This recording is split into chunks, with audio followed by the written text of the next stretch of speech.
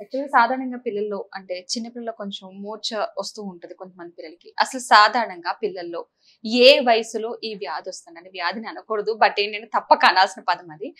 So ఏ వయసులో వస్తదంటారు? Okay. మూర్ఛలు లేదా కామన్‌గా మనం దాన్ని ఫిట్స్ హ్మ్. లేకపోతే సీజర్స్ అవును. ఇలా అంటాము.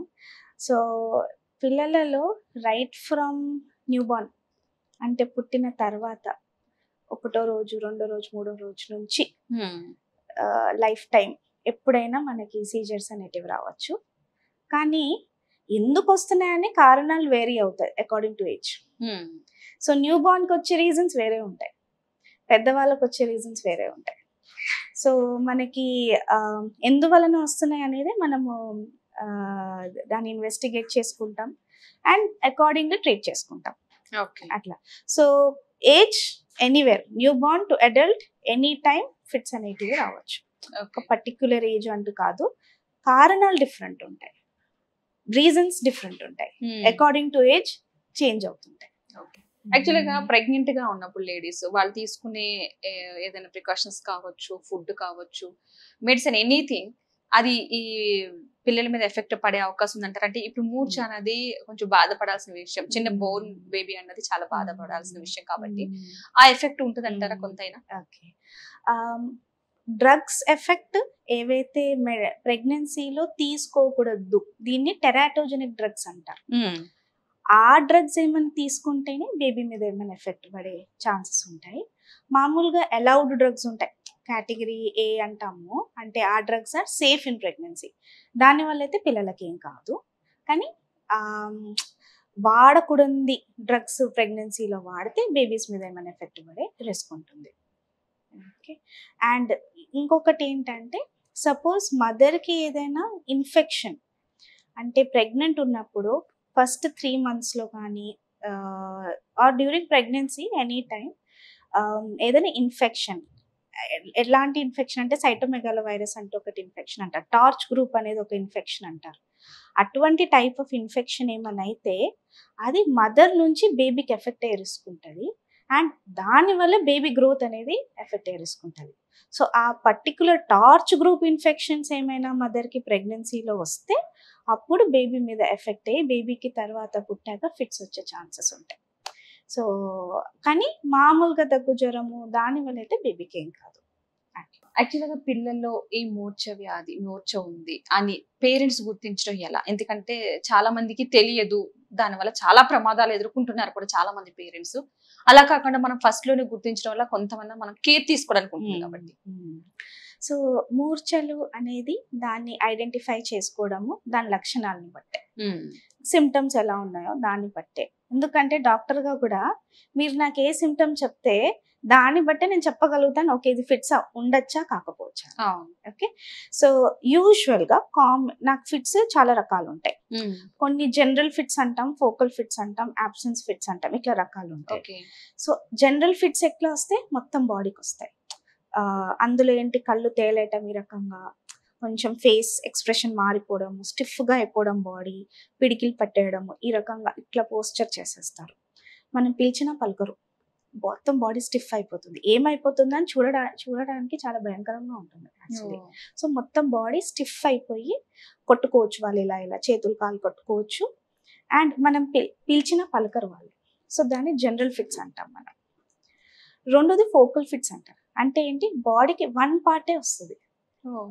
ఒక వన్ హాఫ్ జస్ట్ వన్ హాఫే కొట్టుకుంటుంది. హ్మ్. లేక జస్ట్ ఈ పెదవు మాత్రం వరకే, ఫేస్ వరకే అట్లా ఫోకల్ ఫిట్స్ అంటాం.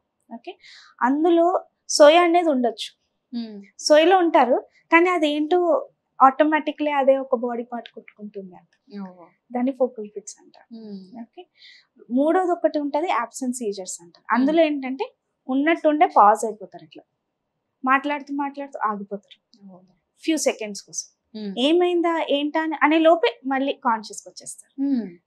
సో, అవి గూడా ఒక రకమైన ఫిట్సే. హ్మ్. సో, దీంట్లో ఇన్ని రకాలుంటాయి. చిన్న బేబీ న్యూబార్న్ బేబీస్‌లో కూడా జస్ట్ కాలిట్లా జర్క్‌గా కదిలిపియడం కదలడము అది కూడా ఒక రకమైన ఫిట్స్. కొంత ఇన్ఫెంట్స్ అంటారు 6 మంత్స్, 8 మంత్స్‌లో వీళ్ళకి ఒక టైప్ ఆఫ్ ఫిట్స్ ఉంటాయి స్పాజమ్స్ అని. అందులో ఏంటంటే జస్ట్ ఉలికి పడతారు, బాగానే ఉంటారు, పాలు తాగుతూ ఉంటారు, మంచిగా ఉంటారు, ఆడుకుంటుంటారు, మధ్యలో ఇట్లా అంటారు. అది కూడా ఒక రకమైన ఫిట్స్. సో ఇన్ని రకాలు ఉంటాయి. సో ఎనీ అబ్నార్మల్ మూమెంట్ మనకు కనిపించింది అని అంటే ఇది ఫిట్స్ ఉండొచ్చా అని డౌట్ పడాలా, కానీ కన్ఫర్మేషన్ కి డాక్టర్ దగ్గర వెళ్ళాలి. ఖచ్చితంగా ఖచ్చితంగా అదే, ఎందుకంటే క్లారిటీ ఉండదు. అప్పుడప్పుడు వాళ్ళు ఆడుతూ అంటున్నారో తెలియదు, అనుకోకుండా జరుగుతుందో తెలియదు, నిజంగా ఫిట్స్ అంటున్నారో తెలియని పరిస్థితి. ఇంకో విషయం చెప్తాను, కొన్ని ఏమంటాయి, కొన్ని మూమెంట్స్ ఎలా ఉంటాయి ఫిట్స్ లా కనిపిస్తాయి కానీ ఫిట్స్ ఉండవు. పిల్లలలో అలా కూడా ఉంటాయి. అవును, అవి కనపడనీకి ఏంటి వెరైటీగా చేస్తున్నారు అనుకుంటాం, కానీ ఫిట్స్ కాదు.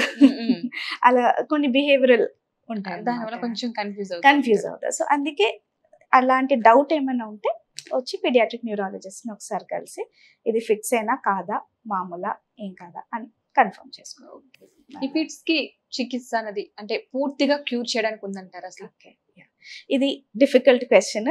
ఆ క్వశ్చన్ ఈజీ, ఆన్సర్ డిఫికల్ట్. ఎందుకంటే ఇప్పుడు ఫిట్స్ మందులు ఎలా పనిచేస్తాయి, ఫిట్స్ మళ్ళీ మళ్ళీ రాకుండా ఆపుతాయి.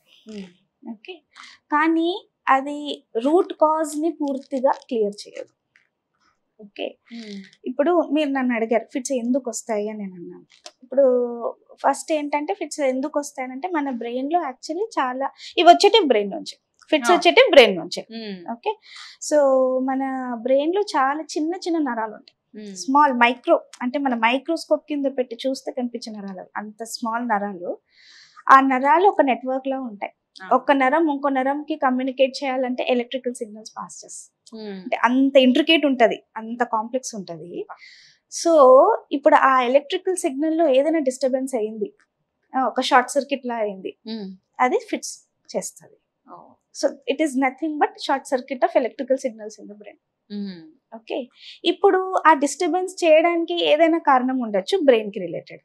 ఇప్పుడు దెబ్బ ఏమైనా తగిలింది తలకి, సో అక్కడ నరాలు కొంచెం ఎఫెక్ట్ అయిపోయి అక్కడ నుంచి ఫిట్స్ వస్తాయి. ఏమైనా ఇన్ఫెక్షన్ అయింది, మెదడు ఇన్ఫెక్షన్ అంట, ఆ ఇన్ఫెక్షన్ వల్ల అక్కడ నరాలను కొద్దిగా వాపు చేసి అక్కడ నుంచి ఫిట్స్ వస్తున్నాయి. ట్యూమర్, గడ్డ, బ్లడ్ క్లాట్ అయింది, ట్యూమర్ అయింది, గడ్డ అయింది, అక్కడ ఆ నరాల చుట్టుపక్కల నరాలను అది ఇరిటేట్ చేసి ఫిట్స్ చేస్తుంది. సో నేను ఫిట్స్ ట్రీట్ చేయాలంటే ఎందుకు వస్తున్నాయని దాన్ని ట్రీట్ చేయాలా, ప్లస్ మందులు ఇచ్చుకుంటూ ఆ ఎలక్ట్రికల్ యాక్టివిటీ అబ్నార్మల్ కాకుండా దానికి మందులు వేయాలి. సో ఈ నా మందులు దేని మీద యాక్ట్ చేస్తే ఎలక్ట్రికల్ యాక్టివిటీ మీద యాక్ట్ చేస్తాయి. కానీ కారణం ఇప్పుడు ట్యూమర్ ఉందా, నేను ట్యూమర్ తీయాలి, అడిగాను. ఇన్ఫెక్షన్ ఉందా, ఇన్ఫెక్షన్ నేను ట్రీట్ చేయాలి, అట్లా. సో క్యూర్ కొన్ని వాటికి ఉంటాయి, దేనికైతే నేను కారణంని క్యూర్ చేసేస్తాను.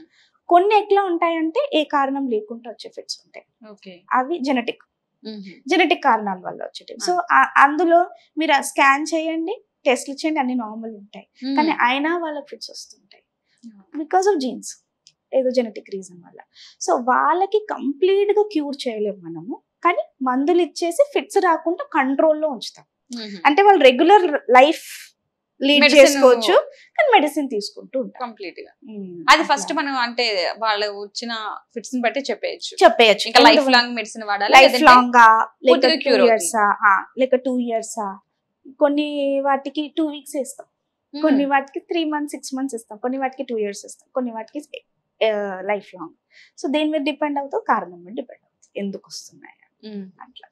చాలా మందికి సడన్ గా ఇప్పుడు మనం అనుకున్నప్పుడు పిల్లలకి అలాగే ఫిట్స్ ఉందని తెలిసి ఉండొచ్చు పేరెంట్స్ కి, ఫర్ సపోజ్ అంటే వాళ్ళకి తప్ప మిగతా వాళ్ళకి తెలియదు ఉంది, అప్పటికప్పుడు తీసుకుంటే అంటే ప్రెసెంట్ ఫిట్స్ వచ్చిన బాబు కానీ పాప కానీ పడిపోతే అక్కడ ఉన్న వాళ్ళు ఏదైనా చేయడానికి ఇమీడియట్ గానే హాస్పిటల్ తీసుకెళ్ళడానికి టైం పడుతుంది, బట్ వాళ్ళు అక్కడ ఏదో ఒకటి చేసి వాళ్ళైతే నార్మల్ పర్సన్ చేయాలి కదా, అలాంటివి ఏమైనా ఉన్నాయంటారా? సో దీన్ని first aid for seizure. First aid ఏం చేయాలి, ఇప్పుడు సపోజ్ సడన్ గా మీకు అనిపించింది, యూజువల్లీ పబ్లిక్ ప్లేసెస్ లో ఇలా సడన్ గా ఎవరైనా పడిపోతున్నారు అట్లా అంటే ఆ క్షణానికి మీరు ఏం చేయాలి, ఫస్ట్ అవాయిడ్ క్రౌడింగ్. అందరు ఏదో అయిపోయిందని అందరు జనాలు ముందు వచ్చేస్తారు, కానీ క్రౌడింగ్ కొద్దిగా అవాయిడ్ చేసుకోవాలి. ఎందుకంటే ఇంపార్టెంట్ అనేది ఆక్సిజన్ అందడం, గాలి అందడం చాలా ఇంపార్టెంట్. అందరు క్రౌడింగ్ చేసేస్తే గాలి ఇంకా ఊపిరి అందదు. So avoid over crowding. అబ్బాయిని కానీ అమ్మాయిని కానీ ఏమైనా టైట్ క్లోత్స్ ఏమైనా ఉన్నాయి అనుకోండి, కాలర్ బటన్స్ ఏమైనా ఉన్నాయి, లూజన్ అవుట్ చేయాలి, సో దట్ బ్రీదింగ్ ఈజీ అవుతుంది. అండ్ వాళ్ళని లెఫ్ట్ సైడ్ కి తిప్పి పడుకోబెట్టాలి, రికవరీ పొజిషన్ అంటాం దాన్ని. ఇటు సైడ్ తిరిగి one leg one hand left side కి తిరిగి రికవరీ పొజిషన్ లో పెట్టాలా. ఎందుకు అలా పెడతామంటే ఒక్కొక్కసారి నోటి నుండి నురుగు రావటము అవన్నీ ఉంటాయి. సైడ్ కి తిప్పితే అంటే సైడ్ కి పడిపోతుంది, అది వెనకాలకి వెళ్ళదు. అది వెనకాలకి వెళ్తే ఊపిరితిత్తుల్లో వెళ్ళే రిస్క్ ఉంటుంది. సో అందుకే సైడ్ కి పడుకో పెడతాము. ఏమైనా టైట్ క్లోత్స్ అంటే లూజన్ చేసేస్తాము. ఏమైనా షార్ప్ ఆబ్జెక్ట్స్ ఉంది చుట్టుపక్కల, బ్యాగ్స్ ఏదైనా షార్ప్ ఆబ్జెక్ట్ ఉంది, ఇది దూరం చేసేస్తాను. ఎందుకంటే వాళ్ళు ఒక్కొక్కసారి కొట్టుకుంటారు, దెబ్బలు తాకుతాయి దాని. సో అట్లా ఎన్వైరన్మెంట్ క్లియర్ చేసేసి అప్పుడు మీరు call for ambulance, call for help.